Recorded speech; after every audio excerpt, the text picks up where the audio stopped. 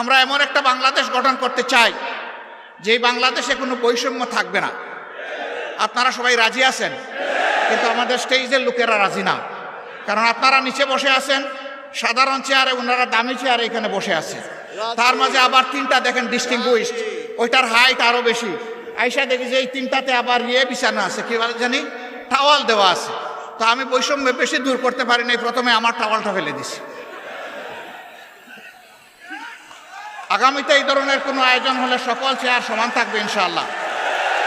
যে চেয়ার নিচে থাকবে দেখার স্বার্থে যদি একটা স্টেজ লাগে তাইলে সেই চেয়ারটাই উপরে থাকবে ইনশাআল্লাহ।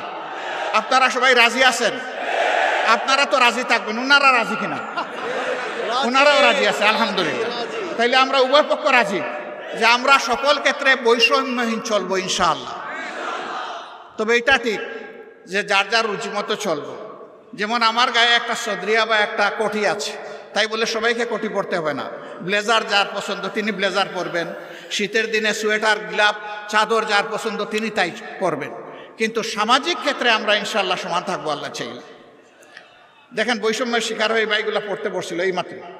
তো আমরা আল্লাহর দরবারে বৈষম্য থেকে পানা চাই। এখন এই বৈষম্যহীন দেশটা গড়বে কে? প্রধানমন্ত্রী হলেই আমার বাড়ি যে জায়গায় বন্যার স্রোত, উন্নয়নের স্রোত চলে যাবে সে জায়গায় সারা বাংলাদেশের সম্পদ টেনে টুনে এনে ওখানে ঢুকায় দেওয়া হবে। তাইলে বৈষম্যহীন সমাজ হবে কেমনে? যুক্তি হলো যে সাবেক আমলে আমার এলাকা ছিল বঞ্চিত, এখন অতীতের কাজা কাফারা সব আমার আদায় করতে হবে।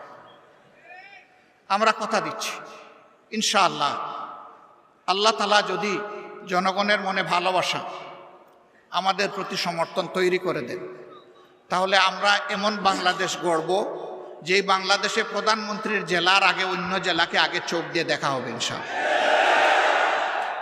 তবে প্রধানমন্ত্রীর জেলাও বঞ্চিত হবে না, তারাও তাদের ন্যায্য অংশ পাবে ইনশাআল্লাহ। কারণ প্রধানমন্ত্রী হওয়ার কারণে ওই জেলাকেও বঞ্চিত করার কোনো অধিকার নাই। কিন্তু রাজার হস্ত করে সমস্ত কাঙ্গালের দুন চুরি, ওই চুরি করতে দেব না আমরা কাউকে। যদি আল্লাহ তাআলা আমাদেরকে এই সুযোগ দেন, আল্লাহ ভালো জানেন, প্রিয় জনগণ তারা বিবেচনায় নেবেন। যদি সুযোগ দেন তাহলে ইনশাআল্লাহ আমরা কথা দিচ্ছি যে আমরা দুর্নীতি করব না, দুর্নীতি হতে দেব না।